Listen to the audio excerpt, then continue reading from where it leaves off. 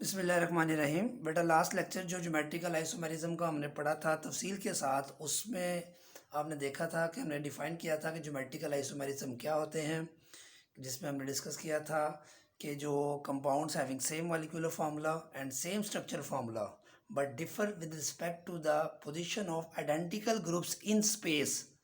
Space में identical groups की position different होती है। जैसे कि इसकी एग्जांपल मैंने दोबारा लिखी है, ये 1,2 डाइक्लोरोइथीन है। 1,2 डाइक्लोरोइथीन की ये सिस फॉर्म है, ये ट्रांसफॉर्म है। जब सिमिलर ग्रुप्स सेम साइड पे होते हैं डबल बॉन्ड की तो इसको सिस कहते हैं, और अगर सिमिलर ग्रुप्स ऑपोजिट साइड पे होते हैं उसको हम बेटा क्या कहते हैं, ट्रांसफॉर्म। ट्रांसफॉर्म को हम सिमेट्रिकल फॉर्म भी कहते हैं, जबकि जो सिस फॉर्म है उसको हम अनसिमेट्रिकल जो है वो अरेंजमेंट भी कहते हैं। अब इसमें जो सबसे इम्पोर्टेंट चीज़ हमने इसकी प्रॉपर्टीज़ को डिस्कस करना है, जो कि लास्ट लेक्चर में हम डिस्कस नहीं कर सके थे। उसमें हमने कंडीशंस डिस्कस की थी। कंडीशंस क्या हमने पढ़ी थी, आपको रिवाइज कर लें कि जो है वो डबल बॉन्ड एक होना ज़रूरी है इसमें, ठीक है। उसकी वजह से रिस्ट्रिक्शन इन रोटेशन होती है। फिर हमने डिस्कस किया था कि both groups attach to the each double bonded carbon must be different. इस कार्बन के साथ क्लोरीन एट दोनों डिफरेंट है, ये भी दोनों डिफरेंट है, ये दोनों डिफरेंट है, ये भी दोनों डिफरेंट है। तो डिफरेंट होंगे, अगर सेम होंगे तो उसके लिए नहीं होगा। सिंगल बॉन्ड ओपन चेन में नहीं होगा। सिंगल बॉन्ड साइक्लिक कंपाउंड अगर हो तो बीएससी लेवल पे हम पढ़ते हैं, उसमें होती है रिस्ट्रिक्शन इन रोटेशन, जबकि ट्रिपल बॉन्ड में भी ऐसा पॉसिबल नहीं होगा। फिर हमने कुछ किया था, 1 प्रोपीन में नहीं होगा, प्रोपीन में नहीं होगा, 1 ब्यूटीन में भी नहीं होगा, क्योंकि उसमें फर्स्ट कार्बन पे दोनों हाइड्रोजन सेम लग जाएंगे, तो उसमें भी सिस ट्रांस आइसोमेरिज्म पॉसिबल नहीं होगा। अब इसकी जो प्रॉपर्टीज़ जो हैं उसमें आपने ये देखना है कि हमने डिस्कस करना है कौन सी स्ट्रक्चर सिस और ट्रांस में से ज़्यादा स्टेबल होता है, किसकी पोलैरिटी ज़्यादा होती है, किसकी डेवलपमेंट ज़्यादा होती है, किसकी इंटरमॉलिक्यूलर फोर्सेस ज़्यादा होती हैं। तो ये कुछ पॉइंट्स आपके सामने लिखे हैं, ये आपने सिर्फ ऑब्जेक्टिव के लिए याद रखने हैं, एंडीडेस पॉइंट ऑफ व्यू से याद रखने हैं। वैसे नॉर्मल जो एफएससी लेवल पे जो पेपर होते हैं उसमें इसकी ज़रूरत इतनी ज़्यादा नहीं पड़ती।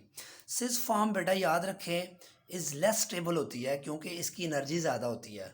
Cyst form possesses more energy due to high polarity. इसकी एनर्जी ज़्यादा होती है, पोलैरिटी ज़्यादा होने की वजह से जो है इसकी एनर्जी भी ज़्यादा होती है।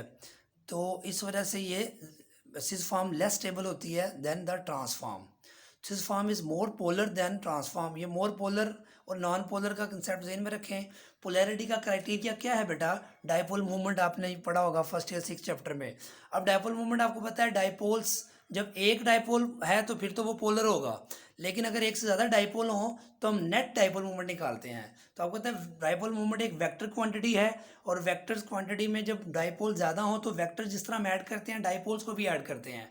अगर दो डायपोल्स ऑपोजिट डायरेक्शन में हो तो उनका इफेक्ट क्या हो जाता है, ज़ीरो हो जाता है। जैसे रिजल्टेंट वेक्टर ज़ीरो हो जाता है जब दो डायपोल्स इक्वल मैग्नीट्यूड के ऑपोजिट डायरेक्शन में हो, तो उनका रिजल्टेंट जो वेक्टर जीरो होता है। इस तरह ये डायपोल देखें, ये डायपोल इस डायरेक्शन में, ये डायपोल इस डायरेक्शन में है, तो ट्रांसफॉर्म जो होती है ये सिमेट्रिकल होती है, और इसके डायपोल्स एक दूसरे के इफेक्ट को क्या कर देते हैं, कैंसिल, जिस वजह से बेटा इसकी रिजल्टेंट डायपोल मूवमेंट ज़ीरो होगी। इसलिए इसको बोलते हैं ये क्या होगा, नॉन पोलर। तो ट्रांसफॉर्म नॉन पोलर है। जबकि यहाँ देखें ये डायपोल एक इस डायरेक्शन में, ये डायपोल इस डायरेक्शन में है, तो वेक्टर एडिशन के तहत इसकी नेट डायरेक्शन ये बनेगी। इसका मतलब बेटा ये है कि इसमें जो इसकी जो डायपोल मूवमेंट है, इसकी जो पोलैरिटी, डायपोल्स कैंसिल नहीं होते, ठीक है। जब कैंसिल नहीं होते तो इसका मतलब इनमें पोलैरिटी एग्जिस्ट करेगी, इसकी डायपोल मूवमेंट भी एग्जिस्ट करेगी।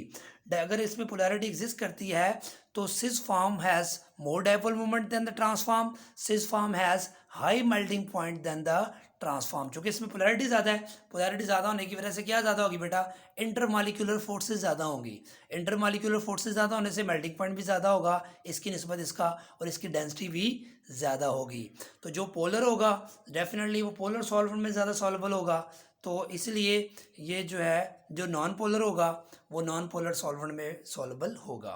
तो cis form has more intermolecular forces than trans form, क्योंकि ये डायपोल्स जब इसके कैंसिल नहीं होंगे तो इसमें जो है रिपल्शन डेवलप भी होगी पोल्स के दरमियान, और अट्रैक्शन भी इंटरमॉलिक्यूलर फोर्सेस के साथ होंगी।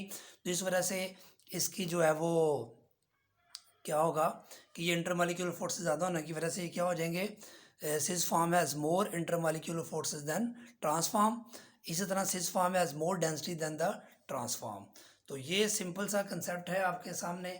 जो प्रॉपर्टीज़ जो सिस और ट्रांस कंपाउंड की हैं वो किस तरह अफेक्ट करती हैं, सिस में क्या चीज़ ज़्यादा होती है, ट्रांस में कौन सी चीज़ ज़्यादा होती है, ये जो है वो आपने टॉपिक जो है वो आपका कंप्लीट हो जाएगा।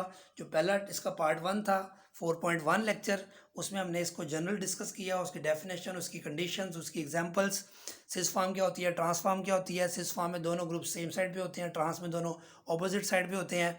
तो अब हमने डिस्कस किया कि उसकी जो सिस और ट्रांस की प्रॉपर्टीज़ में क्या फ़र्क होता है। तो ये आपने अब याद रखना है कि जो सिस फॉर्म होती है वो लेस स्टेबल होती है as compared to trans form, क्योंकि इसमें पोलैरिटी जनरेट होने की वजह से दूसरे मॉलिक्यूल्स को अपनी तरफ अट्रैक्ट करता है, और इनमें जो डाइपोल्स क्रिएट होते हैं उनमें रिपल्शन या जो इंटर मॉलिक्यूल दूसरे मॉलिक्यूल्स की तरफ इसको अपनी तरफ अट्रैक्ट करते हैं।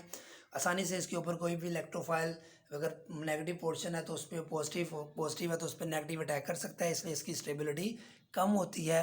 ये हाई एनर्जेटिक भी होते हैं। तो दुआ में याद रखिएगा। अल्लाह हाफिज़।